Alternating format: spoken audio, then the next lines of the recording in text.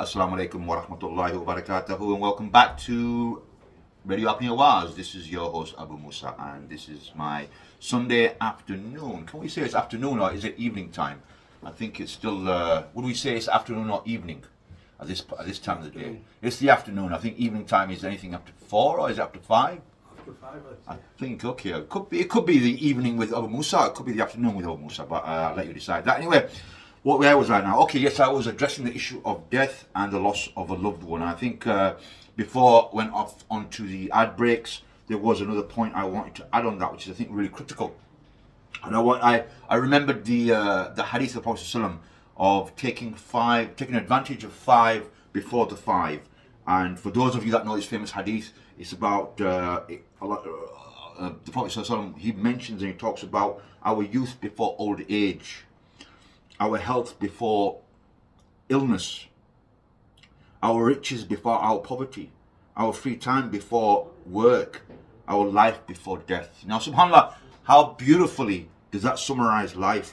I mean, you know, every statement within those 5 verses there, we can see how critical and important time is to us. Because, you know, one says youth before age. And if we look at the youth of today, we're squandering our time in futile pursuits. And I say this very lightly because everyone's chasing something. We are chasing everything but the purpose of life. And that's unfortunate that we are distracted by so many things, which I will go on to address later on in this show today. And health before illness. And this beautiful example of young Faris who passed away, may Allah be pleased with him and may Allah grant his soul Jannat al-Firdaus. That when we are healthy, what are we doing with our time? How are we spending our time when we're healthy? Are we remembering Allah or are we engaging in something that is displeasing to Allah? So brothers and sisters, it's really important that you factor this in. That's not to say that I'm encouraging you only just to worship Allah in good health. Of course, exercise, enjoy yourself, do things, but it's key that within that paradigm, you are placing time for the worship of Allah and the remembrance of Allah. That Allah is the pinnacle of your time, and everything else fits around it. So I remember a brother once saying to me that, Asif, brother, he said to me, look, don't build your life around Islam. Build Islam first and your life around Islam. So when it comes to your prayers, daily prayers, build your day around those, not the opposite. So we see that has to become the focal point. Your riches before your poverty. And subhanAllah, there's been incidents in my life when I've been out of work, and when you're out of work, you are limited and restricted with your resources, financial resources. You can't do much and you wish you can do more. And when you have wealth, what are you doing with it? What are you doing when you have an abundance of resources, financial resources? How are you spending it?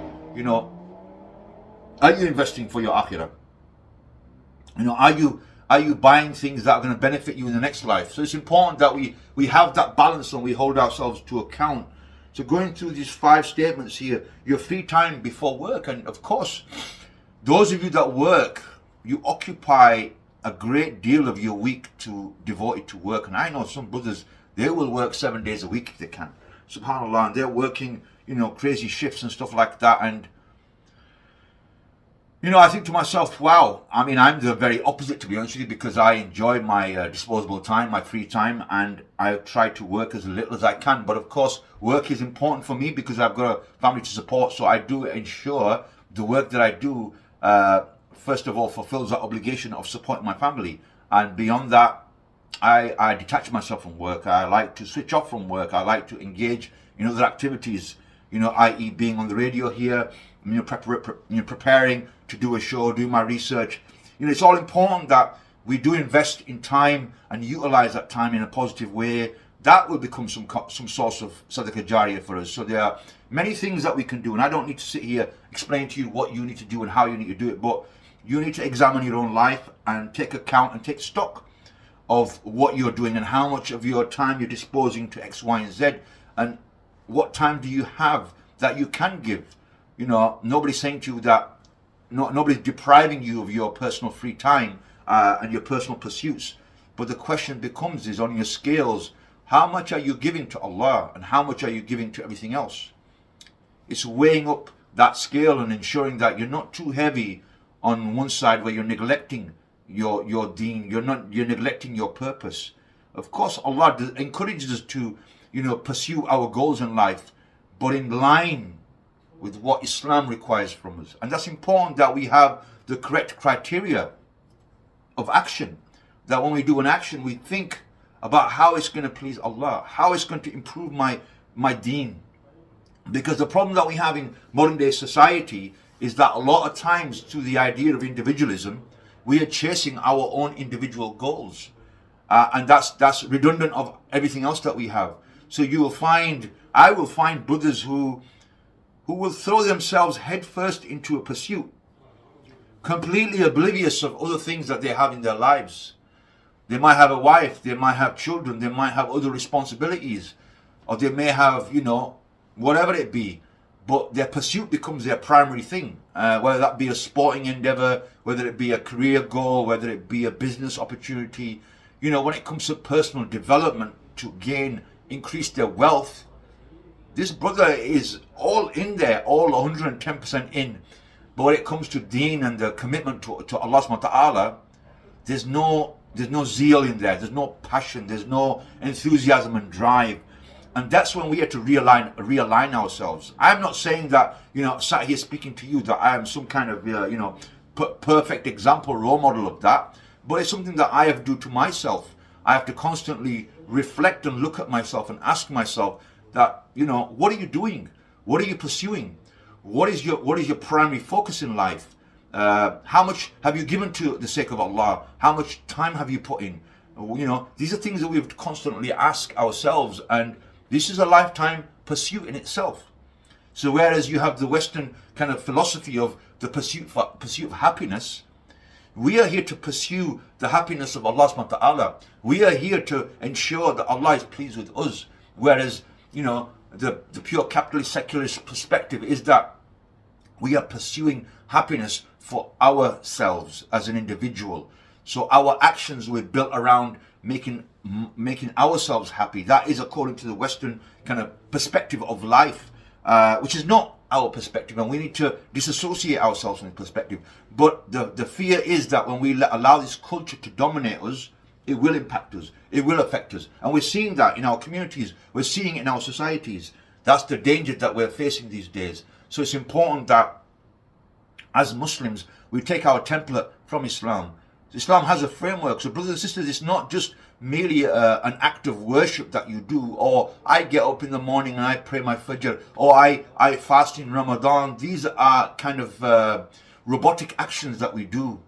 But when you establish a framework in your thinking that influences your day, influences your life, influences the choices that you make and the things that you do, this is far more overarching that we are talking about. And within that framework that you have, that you've established within your thinking and how you go about your life, all of these ritual acts are part and parcel of it.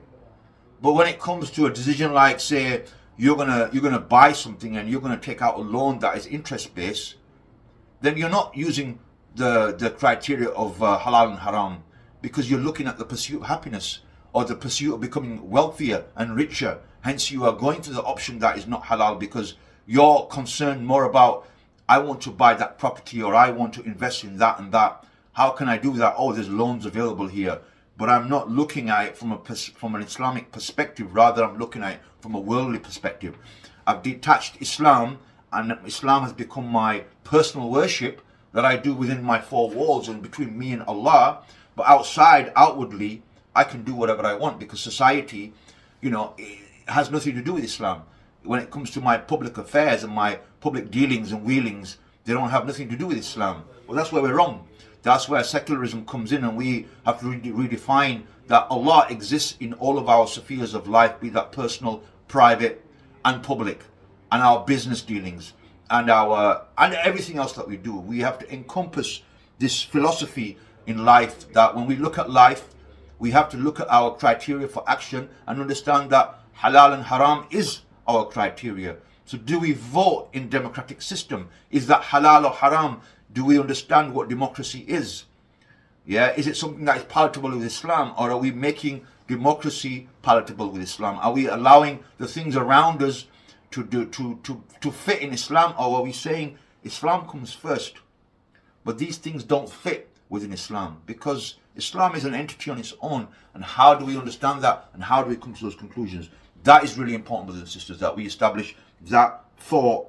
So it's a really key thing that we need to really understand, and I've kind of gone on a little bit here, I know that, in this whole first section, but I think that kind of sums up some of my discussions that I want to have, which allows me to move on. I'm just trying to think now, have I got time? Yeah, I think I will take a short little break on that note and continue with the discussion, inshallah ta'ala. So I'm going to put on these short little breaks, inshallah. Assalamu alaikum.